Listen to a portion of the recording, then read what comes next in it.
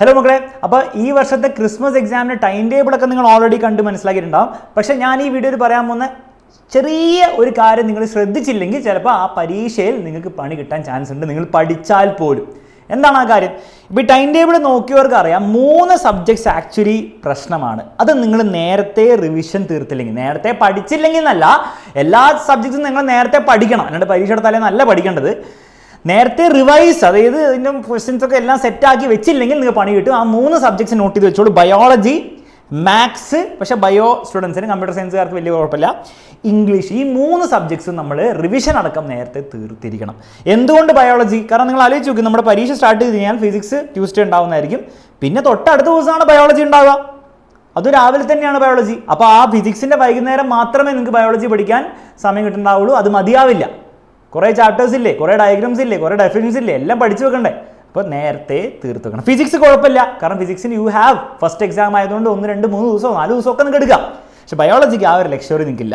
രണ്ടാമത് വരുന്നത് മാത്സ് ആണ്. അത് ബയോ സ്റ്റുഡൻസിനാണ്.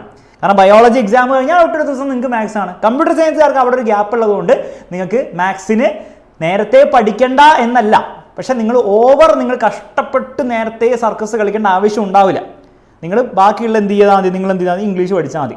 പക്ഷേ മാത്സ് നേരത്തെ പഠിക്കുന്നല്ല വേറെ കാര്യം. പക്ഷേ ബയോളജിക്കാർക്ക് നിർബന്ധമാണ്.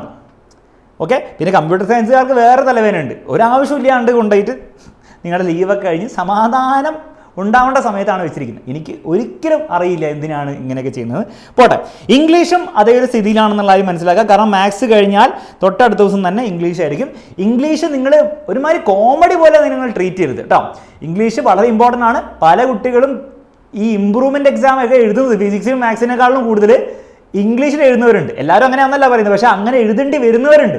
അപ്പോൾ അത്രയും ഒരുമാതിരി ഇംഗ്ലീഷിനെ അവോയ്ഡ് ചെയ്ത് നെഗ്ലക്റ്റ് ചെയ്തിട്ട് ഇംഗ്ലീഷിലൊക്കെ മാർക്ക് പോയാൽ പണി കിട്ടും. ഓക്കെ, അപ്പോൾ ഇംഗ്ലീഷൊക്കെ നന്നോണം പഠിക്കും. പിന്നെ അതൊക്കെ ഭയങ്കര ഈസി സ്കോറിങ് സബ്ജക്ട്സാണ്. മര്യാദക്ക് പഠിച്ചു കഴിഞ്ഞാൽ എന്തായാലും മാർക്ക് കിട്ടും.